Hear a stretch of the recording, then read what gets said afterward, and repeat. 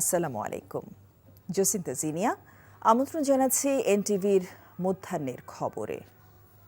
এদিকে গাজায় ইসরায়েলি বাহিনীর অব্যাহত নৃশংসতার প্রতিবাদে আজ বিশ্বব্যাপী ধর্মঘটের আহ্বানের সঙ্গে সংহতি প্রকাশ করেছেন দেশের বিভিন্ন বিশ্ববিদ্যালয়ের শিক্ষার্থীরা।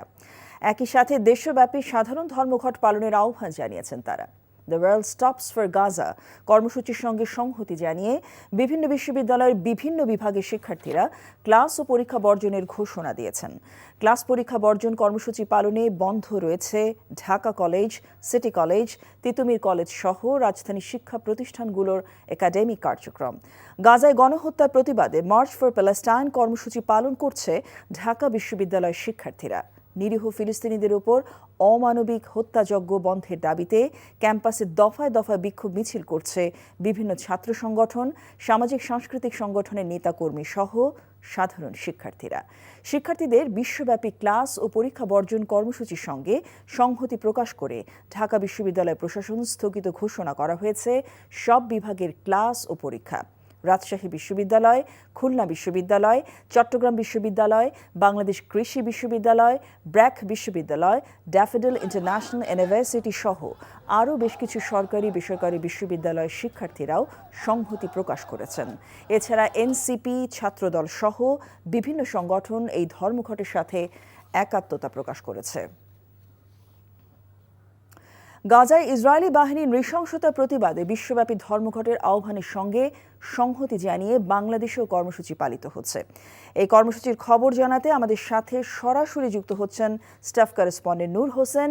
তিনি আছেন ঢাকা বিশ্ববিদ্যালয় ক্যাম্পাসে। নূর, কর্মসূচির কি খবর আছে আপনার কাছে এবং ক্লাস পরীক্ষা চলছে না যেটি আমরা ইতিমধ্যে জানতে পেরেছি, এ সংক্রান্ত আর কি তথ্য আছে আপনার কাছে?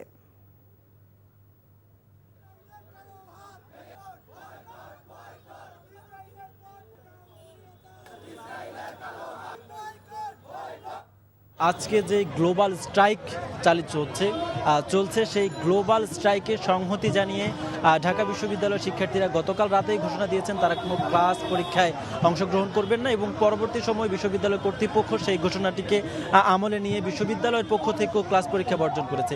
আজকে সকাল থেকে টিএসসির যে রাজু ভাস্কর্য রয়েছে এখানে ঢাকা বিশ্ববিদ্যালয়ের শিক্ষার্থী সহ অন্যান্য রাজধানীর বিভিন্ন স্কুল, কলেজ, মাদ্রাসার শিক্ষার্থীরা এসে জড়ো হয়েছেন। তারা ফিলিস্তিনের পক্ষে সংহতি জানিয়েছেন। তারা বলছেন যে ফিলিস্তিনে যেটি হচ্ছে সেটি মানবাধিকারের চরম লঙ্ঘন, সেটি সুস্পষ্ট গণহত্যা। সেই গণহত্যা বন্ধ হওয়ার জন্য, সেই গণহত্যা বন্ধ করার জন্য বাংলাদেশের সরকারের পক্ষ থেকে রাষ্ট্রীয়ভাবে উদ্যোগ গ্রহণ করবার জন্য তারা দাবি জানাচ্ছেন এবং একই সঙ্গে মুসলিম বিশ্ব এবং জাতিসংঘ, ওআইসি সহ আরব লীগ সহ যে দেশগুলো রয়েছে সবাইকে সক্রিয় হবার জন্য জোরালো কার্যকর ভূমিকা গ্রহণ করবার দাবি তারা এখান থেকে জানাচ্ছেন।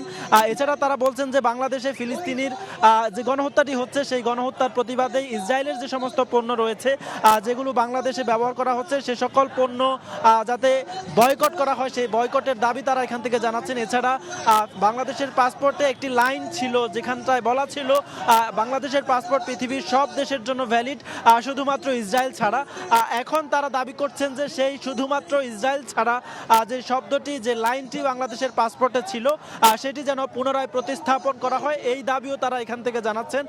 এছাড়া এখানে ঢাকা বিশ্ববিদ্যালয়ের শিক্ষার্থী সহ অন্যান্য স্কুল কলেজের শিক্ষার্থীরা এসে জড়ো হয়েছেন। এর বাইরে মেডিকেলের যে শিক্ষার্থীরা রয়েছেন তারা শাহবাগে জাতীয় জাদুঘরের সামনে অবস্থান নিয়েছেন এবং এছাড়া আমরা এই টিএসসি রাজু ভাস্কর্যেই আমরা দেখেছি বিভিন্ন স্কুল কলেজ বিশ্ববিদ্যালয় থেকে মিছিল নিয়ে, খণ্ড খণ্ড মিছিল নিয়ে, বড় বড় মিছিল নিয়ে সবাই এখন শাহবাগের দিকে যাচ্ছে এবং সেখানে হয়তো দীর্ঘ সময় তারা অবস্থান কর্মসূচি পালন করবে। সেখান থেকে গাজার যে গণহত্যাটি চলছে সেই গণহত্যা বন্ধ করার জন্য কার্যকর পদক্ষেপের দাবি তারা এখান থেকে জানাবেন। নূর, আপনি সাথেই থাকবেন। জানছিলাম ঢাকা বিশ্ববিদ্যালয় কর্মসূচি সম্পর্কে। আমরা এখন চলে যাচ্ছি মিসবাহ হাসানের কাছে। তিনি আছেন ব্র্যাক ইউনিভার্সিটিতে। মিসবাহ, আপনি আমাদেরকে জানাবেন যে কর্মসূচির কি খবর আছে আপনার কাছে?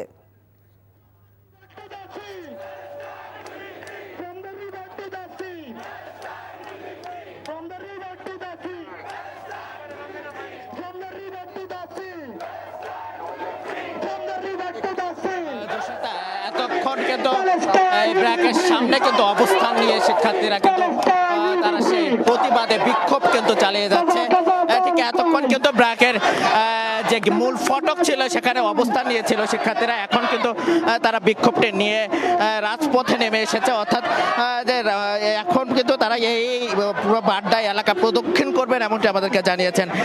সকাল থেকে আমরা যখন আসছিলাম এখানে তখন রাজধানীর রাজপথে বিভিন্ন প্রতিষ্ঠানের শিক্ষার্থীদেরকে আমরা দেখেছি যে আসলে যে প্যালেস্টাইনের যে বর্বর হত্যাকাণ্ড, ইসরায়েলি আগ্রাসন বাহিনীর যে বর্বর হত্যাকাণ্ড হচ্ছে তার প্রতিবাদে কিন্তু সারা দেশে আজকে যে বিক্ষোভ হচ্ছে, প্রথমে ঢাকা বিশ্ববিদ্যালয়ে যে কর্মসূচি ঘোষণা করেছে তার সাথে সংহতি প্রকাশ করে কিন্তু বেসরকারি বিশ্ববিদ্যালয় সহ বিভিন্ন শিক্ষা প্রতিষ্ঠান কিন্তু সংহতি জানিয়ে সারা দেশে কিন্তু এই প্রতিবাদ কর্মসূচি চলছে। তারই অংশ হিসাবে ব্র্যাক বিশ্ববিদ্যালয়, নর্থ সাউথ বিশ্ববিদ্যালয় সহ বিভিন্ন বিশ্ববিদ্যালয় কিন্তু সেই কর্মসূচি চালিয়ে যাচ্ছে।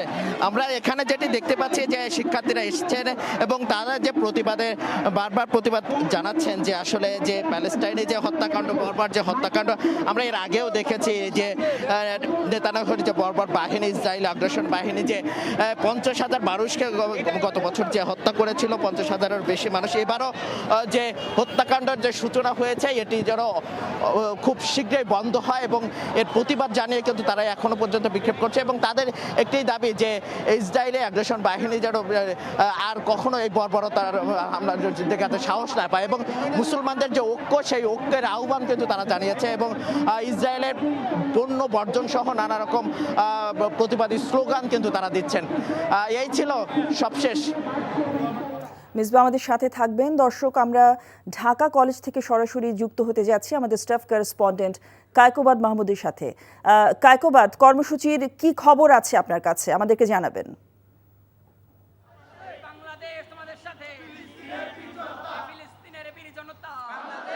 ঢাকা কলেজে কিন্তু গতকালকের ঘোষণা অনুযায়ী কিন্তু আজ কিন্তু তারা 11:30টায় কিন্তু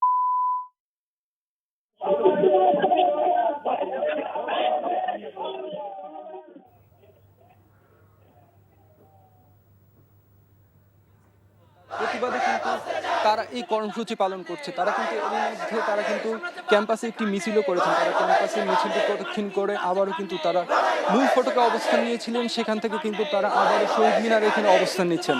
তারা এখানে যেটি বলছেন, তারা আসলে ফিলিস্তিনের সাথে সরাসরি তারা যেহেতু যেতে পারছে না, তারা এখান থেকে তারা একাত্মতা প্রকাশ যেটি বলছেন, তারা আজকে ক্লাস বর্জন করে তাদের যে কর্মসূচি গ্লোবাল যে স্ট্রাইক তারা কিন্তু সেটি সফল করার প্রয়াস কিন্তু তারা এটি বলছেন। তারা একই সাথে বলছেন যে ফিলিস্তিনের উপর যে নিপীড়ন, যে অত্যাচার তা অবিলম্বে বন্ধ করার জন্য জাতিসংঘের কাছে তারা কিন্তু দাবি জানাচ্ছে। একই সাথে তারা ইসরায়েলের বিচারের পাশাপাশি কিন্তু তারা কিন্তু মার্কিন যুক্তরাষ্ট্র নিয়েও কিন্তু স্লোগান দিচ্ছে। তারা কিন্তু বলছে মার্কিন সাম্রাজ্যবাদের বিরুদ্ধে কিন্তু তারা স্লোগান দিচ্ছে। তারা বলছে এর পিছনে কিন্তু অন্যতম দায়ী ইসরায়েলের যে যারা মিত্র আছে, পশ্চিমা মিত্র, তাদেরও কিন্তু এটি নিতে হবে। তাই কিন্তু তারা কিন্তু বলছে এই বিষয়টি নিয়ে সম্মিলিতভাবে মুসলিম বিশ্ব সকলকে এগিয়ে এসে অবিলম্বে এই হত্যাযজ্ঞ বন্ধ করার দাবি কিন্তু তারা জানাচ্ছেন এখানে। একই সাথে তারা বলছেন তারা কিন্তু ফিলিস্তিনের সমর্থন কিন্তু তারা ছাড়বেন না। তারা যতক্ষণ পারবেন ফিলিস্তিনকে কিন্তু তারা সমর্থন দিয়ে যাবে এবং যতটুকু সম্ভব তারা করে যাবে, তারা একাত্মতা প্রকাশ করে যাবে। তো সবকিছু মিলিয়ে ঢাকা কলেজে কিন্তু তারা কর্মসূচি চালিয়ে যাচ্ছে। দর্শক, জানছিলাম বিশ্বব্যাপী ধর্মঘটের প্রতি সংহতির খবর আমাদের বিভিন্ন বিশ্ববিদ্যালয় থেকে আমাদের প্রতিনিধিদের মাধ্যমে। এদিকে ঢাকার বাইরেও গাজায় ইসরায়েলি বর্বর আগ্রাসন ও নারকীয় হত্যাযজ্ঞের প্রতিবাদ এবং ফিলিস্তিনের জনগণের প্রতি সংহতি জানিয়ে বিক্ষোভ কর্মসূচি পালন করেছেন বিভিন্ন বিশ্ববিদ্যালয়ের শিক্ষার্থীরা।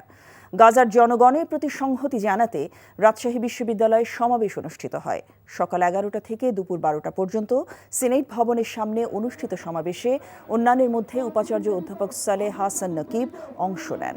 সমাবেশে বিশ্ববিদ্যালয়ের শিক্ষক, শিক্ষার্থী, অফিসার ও কর্মচারীরা অংশ নেন। এদিকে খুলনা বিশ্ববিদ্যালয়ের সকল ক্লাস ও পরীক্ষা বন্ধ রেখে ক্যাম্পাসে মার্চ ফর প্যালেস্টাইন কর্মসূচি পালন করেছে।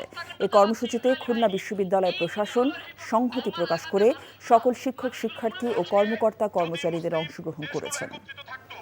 ফিলিস্তিনের উপর হামলার প্রতিবাদে জাহাঙ্গীরনগর বিশ্ববিদ্যালয়ে কর্মবিরতি পালন করছেন কর্মকর্তা কর্মচারীরা। এর অংশ হিসেবে আগামীকাল সকল ধরনের শিক্ষা কার্যক্রম স্থগিত রাখার সিদ্ধান্ত নিয়েছে কর্তৃপক্ষ। কুমিল্লা নগরীর কান্দিরপাড় বিভিন্ন সংগঠনের ব্যানারে বিক্ষোভ মিছিল ও প্রতিবাদ সভা শুরু হয়। এতে জাতীয় নাগরিক পার্টি, ইসলামী ছাত্র সেনা সহ বিভিন্ন শিক্ষা প্রতিষ্ঠানের শিক্ষার্থীরা অংশগ্রহণ করে। এছাড়াও রংপুর, বরিশাল সহ দেশের বিভিন্ন স্থানে বিক্ষোভ কর্মসূচি পালন করছে বিভিন্ন সংগঠন। এ বিষয়ে জানতে এখন যাচ্ছি রংপুরে। সেখানে আছেন আমাদের senior correspondent AKM Moinul Haque. Moinul, Begum Rokeya বিশ্ববিদ্যালয়ে কতক্ষণ এই কর্মসূচি চলবে, কি তথ্য আছে আমাদেরকে জানাবেন?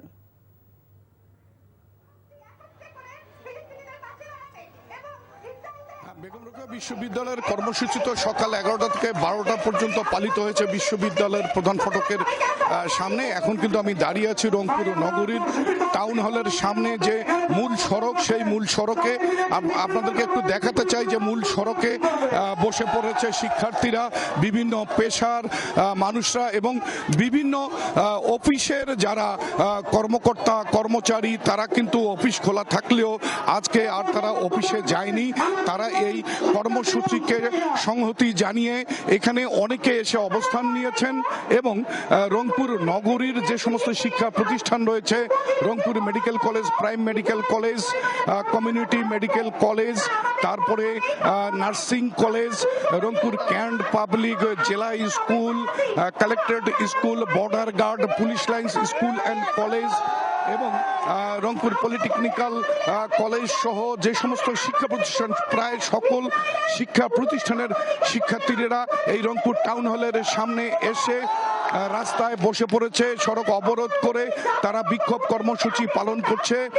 তারা বলছে গাজা উপত্যকায় ফিলিস্তিনি স্বাধীনতাকামী মানুষের ওপর ইসরায়েলি বাহিনীর যে বর্বরোচিত হামলা, এই বর্বরোচিত হামলার প্রতিবাদে এবং স্বাধীন ফিলিস্তিনি রাষ্ট্র প্রতিষ্ঠার দাবিতে এই বিক্ষোভ মিছিল করছে।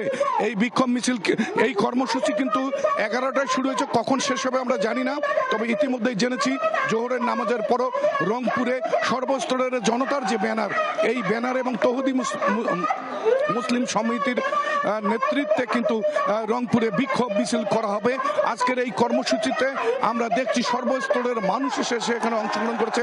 এখানে এনসিপি, বৈষম্য বিরোধী ছাত্র আন্দোলন, ছাত্র দল, বিভিন্ন রাজনৈতিক সংগঠনের নেতা কর্মীরাও কিন্তু এখানে অংশগ্রহণ করছে। এখন পর্যন্ত এই বিক্ষোভ চলছে। এই বিক্ষোভ কখন শেষ হবে, এই অবরোধ কর্মসূচি কখন শেষ হবে এখনো কিন্তু আমরা জানতে পারিনি। তবে জোহরের নামাজের পরে একটি বিশাল বিক্ষোভ মিছিল নগরীতে বের করার পরিকল্পনা এখান থেকে ঘোষণা দেওয়া হচ্ছে। এই ছিল রংপুর থেকে এখন পর্যন্ত। দর্শক, জানছিলাম কর্মসূচির খবর। এদিকে বিনিয়োগ শীর্ষ সম্মেলনে আসা 50টিরও বেশি কোম্পানির প্রতিনিধিরা চট্টগ্রামের 2টি অর্থনৈতিক অঞ্চল পরিদর্শন করছেন। অঞ্চলগুলির উৎপাদন সম্ভাবনা বিদেশি বিনিয়োগকারীদের প্রদর্শন করা মূল লক্ষ্য বলে জানান আয়োজকরা। চট্টগ্রাম থেকে আরিচ আহমেদের রিপোর্ট, ক্যামেরায় এনামুল হক। সোমবার সকালে বিনিয়োগকারীদের বড় একটি অংশ চট্টগ্রামের আনোয়ারায় অবস্থিত কোরিয়ান ইপিজেড পরিদর্শন করেন। প্রথম 50 জনের বেশি বিদেশি বিনিয়োগকারীকে নিয়ে একটি স্পেশাল ফ্লাইট চট্টগ্রামে নেওয়া হয়। সেখান থেকে তারা যান কোরিয়ান ইপিজেডে। এ সময় তাদেরকে বরণ করে নেন ইয়াংওয়ানের চেয়ারম্যান দক্ষিণ কোরিয়ান নাগরিক কিহাক সাং। পরে কোরিয়ান ইপিজেডের বিভিন্ন কারখানা ঘুরে দেখানো হয়। I want them eventually decide for investment in Bangladesh, not necessarily in KEPZ, in Bangladesh, so that Bangladesh textile and then apparel industry can have a more stable infrastructure by their upcoming investment. কারখানার জন্য যাদের জমি প্রয়োজন, মূলত তাদেরকে অর্থনৈতিক অঞ্চল পরিদর্শনে নেওয়া হয়। তারা সরেজমিনে পরিদর্শনের পর বিনিয়োগ সম্মেলনে তাদের মতামত ও সন্তুষ্টির কথা তুলে ধরবেন। কোরিয়ান ইপিজেড এটা ভিজিট করবেন, এখানে ওনাদেরকে একটা স্পেশাল প্রেজেন্টেশন দেওয়া হবে। এরপর ওনারা আবার স্পেশাল ইকোনমিক জোন যাবেন মিরসরাইতে। বাংলাদেশের বিনিয়োগের যে যে সুবিধাগুলো আছে এইগুলো সম্পর্কে ওনাদেরকে একটা হাতে কলমে ধারণা দেওয়া হবে। আমরা বিশেষ করি তখন যাতে করে ওনাদের ইনভেস্টমেন্ট ডিসিশন নিতে ওনাদের জন্য সুবিধা হয়, সেই জন্য ওনাদেরকে প্রয়োজনীয় যা যা ব্রিফ করা দরকার সবগুলো করা হবে। পরে মিরসরাইয়ের বিশেষ অর্থনৈতিক অঞ্চল পরিদর্শন করেন তারা। NTV news desk. বিদেশি বিনিয়োগকারীদের চট্টগ্রামের অর্থনৈতিক অঞ্চল পরিদর্শন বিষয়ে আরও জানাতে চট্টগ্রাম থেকে সরাসরি যুক্ত হচ্ছেন আমাদের সহকর্মী সিনিয়র করেসপন্ডেন্ট আরিচ আহমেদ। আরিচ, আজ তাদের আর কি কর্মসূচি আছে আমাদেরকে জানাবেন।